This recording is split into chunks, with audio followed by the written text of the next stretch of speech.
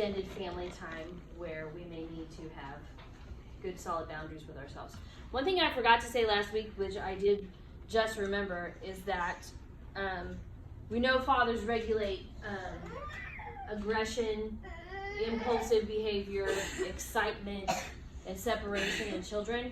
This is why it's important. This is why fathers play. This is why fathers wrestle.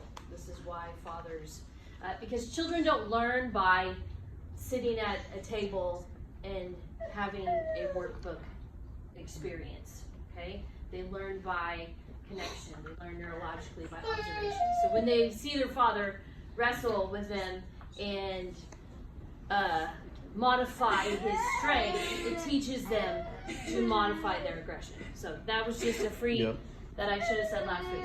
This week we're going to talk about budgeting. What? Say what now? Okay, so where is the most normal place you've heard people talk about the need for a budget?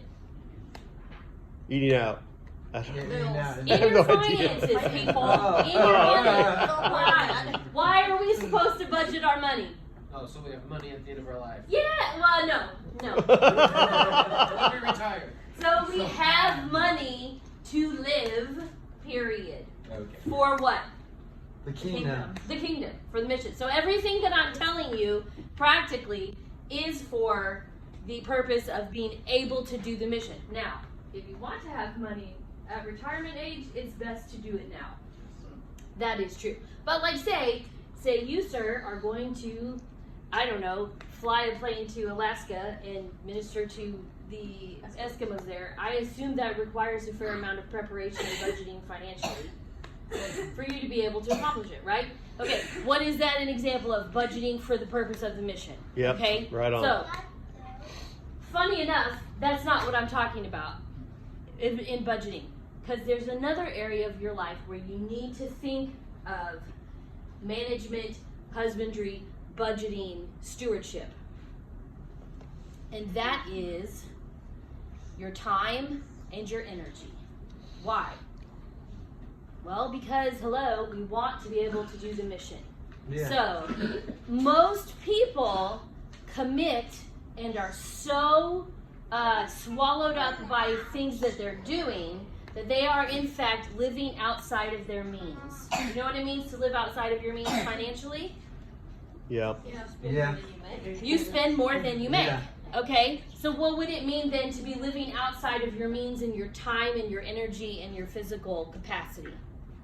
You schedule yourself for more than you possibly have time to do. Yes, so then what do? You either are bailing on things, which means you're not a person of your word, or wherever you show up, you are showing up and you're producing a less than what you could effort, right? Yeah, or showing up late every time. Yeah, like so you go to work, but then because you are so exhausted, you can't give 100% to your job, right? Yeah. Or you show up for your family, but you're so exhausted that you can't give 100% to your kids, right? You see what I mean? Now, that I just want to encourage us, because is it true that you're filled with the Spirit of God?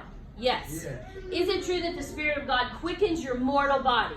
Yeah. Yes. Right? Yep. That includes your energy. That includes your mental processes. That includes. There are some people who have experienced God kind of bending time for them. Okay. Now, here's what people do then. They know that's possible, and they're really not living it. Okay? Because what does it take to live that way? Self-discipline, self-control, and renewing what? Your mind. Your mind. So let's just say, now let's go back to money. Let's just say you have a rich dead Uncle Ted who gave you $1 billion. It's in an account with your name on it. Okay? I mean, that's more money than I could spend in a lifetime. Oops, sorry, microphone.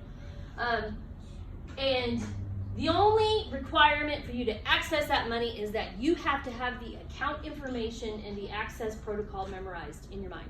There's no paper, there's no nothing. You have to know it to access your money. Okay? And then you're so busy, gosh darn it, you can't give your time to doing that. I don't know why you'd be like that. But then something happens where, I don't know, some bad guy from a Liam Neeson movie comes along and steals your kid, okay?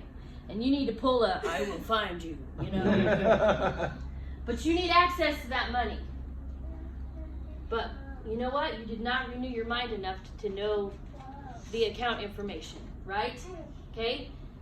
So then what do you're out of luck. You are out of luck, right? You got to go actually find the real Liam Neeson and see if he can help you. Okay? And find somebody else who's got money. So this is what we do with our time and our energy and our bodies and our health. We know in our knower, our factual knowledge, that the Spirit of God in me quickens my mortal body. But bless God, we can't give any time to renew in our mind to the actual practice of it, so therefore we're not walking it out. There's a big, huge gap between what we know as facts and what we know as the truth that we are operating in with authority.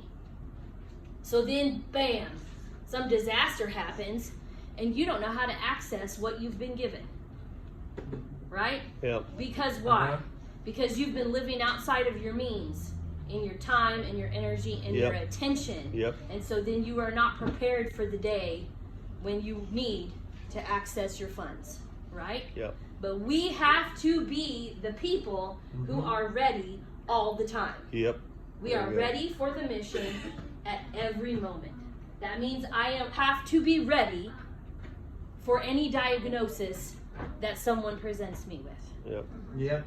I have to be ready for any financial disaster. I got to be ready for any election result. I got to be ready for any stock. You know what I mean? Like, and I don't mean like I need to be a stockpiler, whatever. What I mean is spiritually, I need to be so practiced in operating in who I am, what God has done for me, what's on the inside of me, that say there's a resource that's needed, I can pull from the Spirit and pull that resource into my here and now.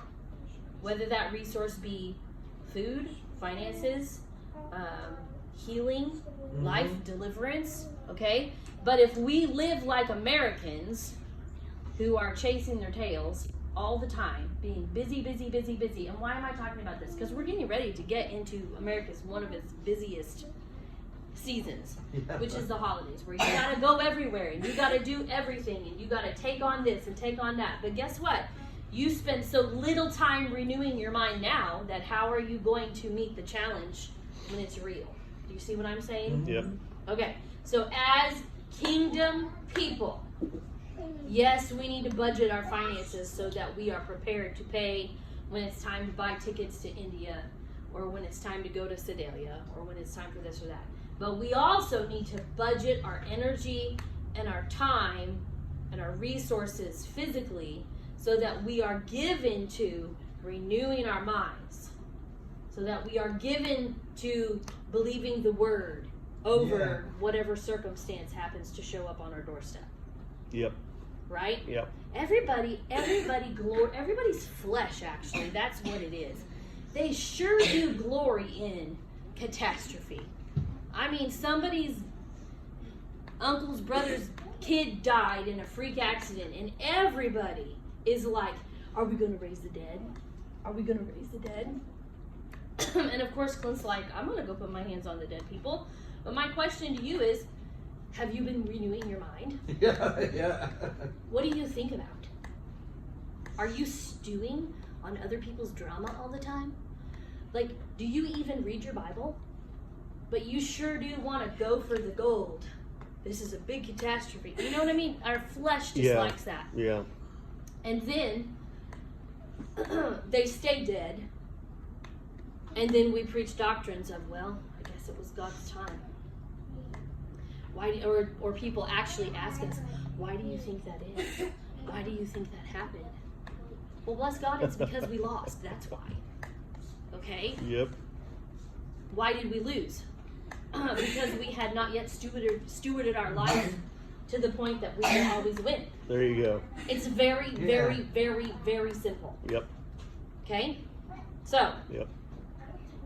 coming into Christmas, Thanksgiving, all of the things, I want you to remember that you were going to your toxic, dysfunctional family.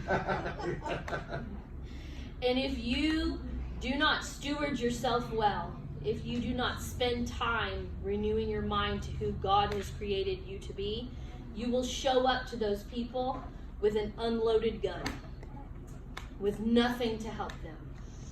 With Yep. empty words, with nice, fun, hi, how you doing? Oh, good. You go home to your sickness and dysfunction because I can't help you.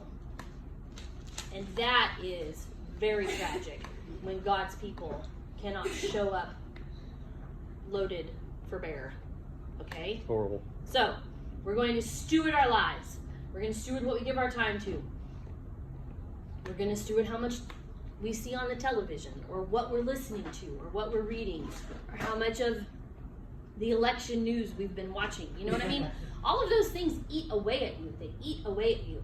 So we have to become good at focus. Good, which is another, that's what Rosie said, self-control.